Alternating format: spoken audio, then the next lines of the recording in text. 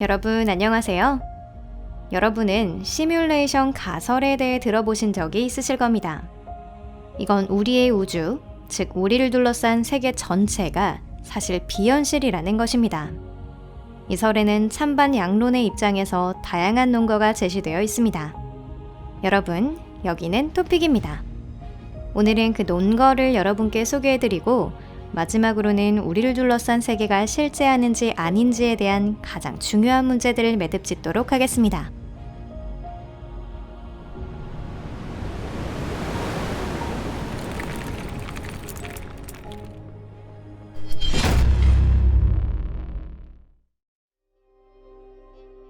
현실이란 무엇인가?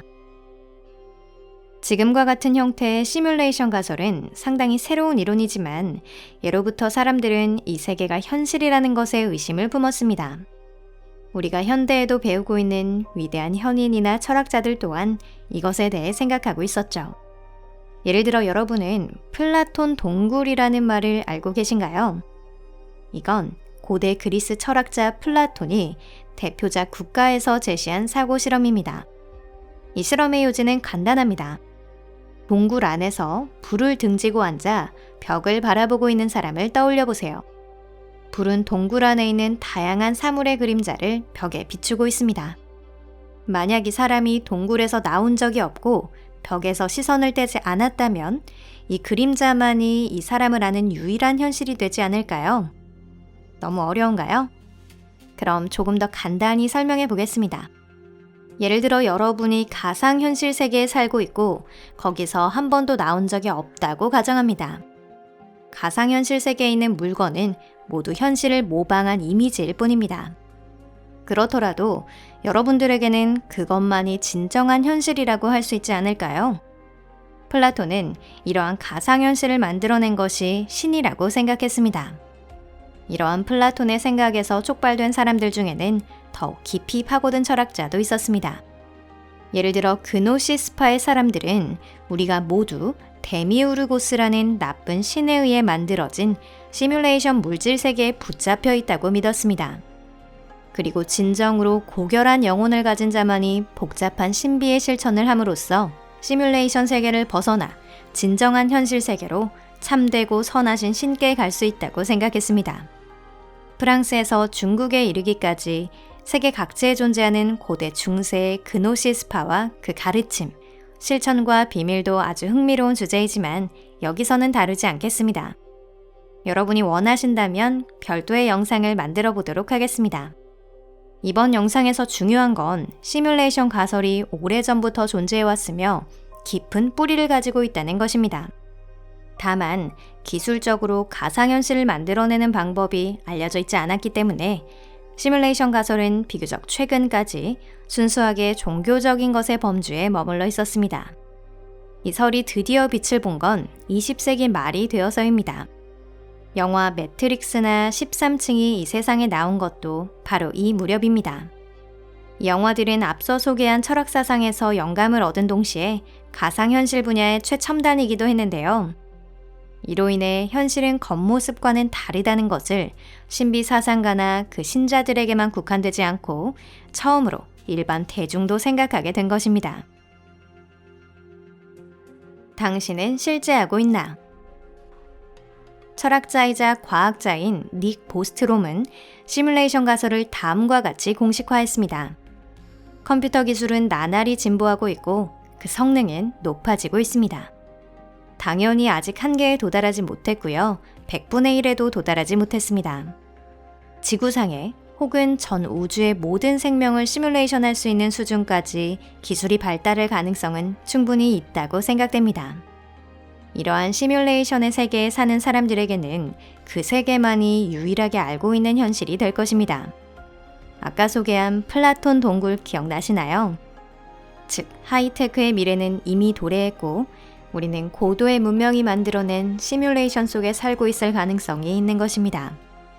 지금까지 다양한 과학자와 철학자들이 시뮬레이션 가설이 옳다는 여러 논거를 제시해왔는데요. 예를 들어 여러분은 이런 논거에 대해 어떻게 생각하시나요? 컴퓨터 관점에서 보면 가상현실은 데이터로 이루어져 있으며 데이터의 최소 단위는 1비트인 것으로 알려져 있습니다.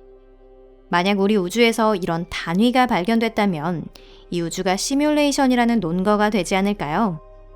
이 비트에 해당하는 것이 더 이상 나눌 수 없는 쿼크 등의 소립자입니다. 이외에도 비슷한 논거로서 몇 가지 한계치의 존재를 들 수 있습니다. 예를 들어 플랭크의 길이가 그러한데요. 블랙홀이 태어날 때 물질은 특이점으로 수축하는데 이 특이점의 반경에 해당하는 것이 플랭크 길이입니다. 플랭크 길이보다 작은 물체는 아직 발견되지 않았습니다. 이와 마찬가지로 물리학에서 인식 가능한 시간의 최소 단위로 플랭크 시간을 들 수 있습니다. 플랭크 시간이란 질량이 없는 입자가 빛의 속도로 1플랭크 길이의 거리를 이동하는 데 걸리는 시간을 말합니다.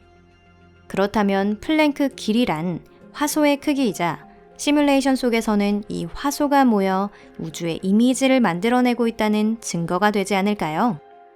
그리고 플랭크 시간이란 우주의 영상을 구성하는 한 컷의 길이가 아닐까요? 또한 시뮬레이션 가설이 옳다는 것을 나타내는 논거로서 이른바 우주의 미세 조정을 들 수 있습니다. 이 과학적, 철학적인 문제에 대해서는 지금까지의 영상에서도 몇 번인가 다룬 적이 있는데요. 간략하게 말하면 우주에는 엄청난 수의 정수가 존재하고 그것이 아주 조금이라도 변해버리면 우주의 생명에 전혀 적합하지 않은 환경이 되어버린다는 것입니다. 예를 들어 만약 전자 상호작용 상수가 조금 더 크면 붕소보다 무거운 원소는 모두 초우라늄 원소와 마찬가지로 불안정해지고 오래 존재할 수 없게 됩니다. 이것은 탄소에도 말할 수 있습니다.